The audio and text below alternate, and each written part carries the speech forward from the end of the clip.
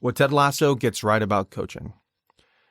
I've been watching the newest season of Ted Lasso, season 4, and it got me thinking that underneath all that comedy, soccer, funny one-liners, I actually think the show does a great job illustrating one of the most important things about coaching. The best coaches don't just make people better at what they do, they help people become better versions of themselves. And I think sometimes we lose sight of that in strength and conditioning because our industry loves numbers. How much can you squat? What's your vertical? How fast is your 10-yard sprint? How much power are you producing? And don't get me wrong, these things matter. I'm a strength coach myself. I want people to get stronger. I want athletes to become faster and more powerful. I want measurable results. But eventually, you have to ask yourself, what are we actually coaching? Are we coaching a squat? Or are we coaching the person who's squatting? Because those two are very different things. And that's something Ted Lasso gets right. Ted isn't necessarily portrayed as the smartest soccer coach in the room. There are people around him who understand the technical side of the game better than he does. But what does Ted understand incredibly better than people is? People. Ted understands people incredibly well. He learns what motivates them.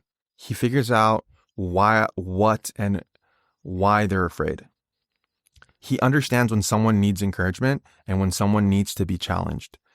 And most importantly, he creates an environment where people actually want to get better.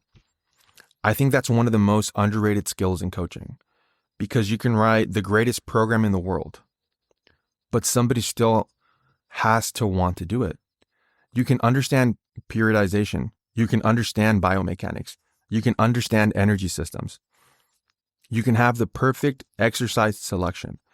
But if you want to connect with the person standing in front of you, eventually all that knowledge has a ceiling. I've experienced this myself.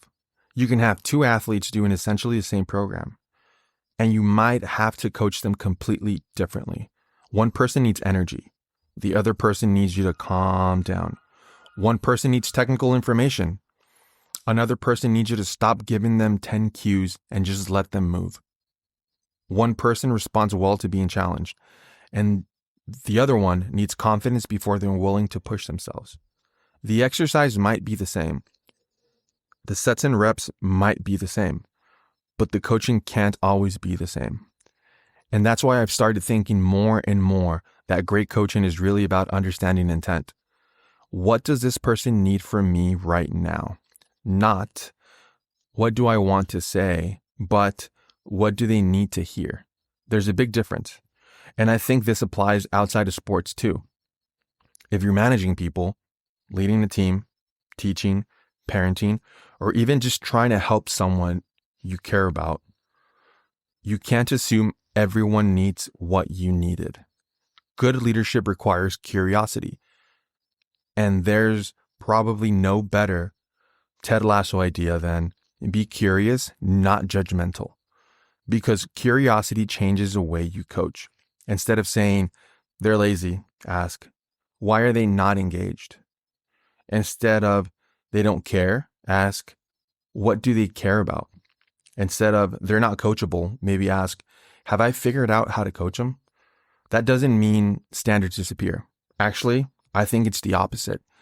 Great coaches can have incredibly high standards, but they also understand that getting someone to reach those standards requires relationship.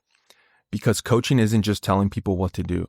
It's creating an environment where people are willing to do the difficult things repeatedly. And that takes trust. It takes communication. It takes accountability. And sometimes it takes knowing when to get out of the way. That's probably the biggest thing Ted Lasso reminds me about. People might come to you because they want to get stronger. They might want to lose weight. They might want to run faster. Heck, they might want to make the starting lineup. But you're still coaching a human being.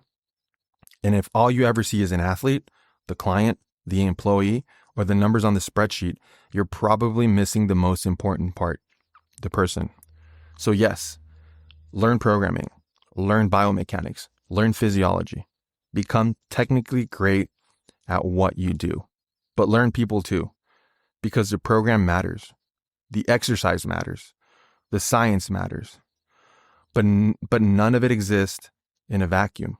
There's always a person on the other side of it. And ultimately, understanding the person helps you understand the purpose. And purpose drives intent.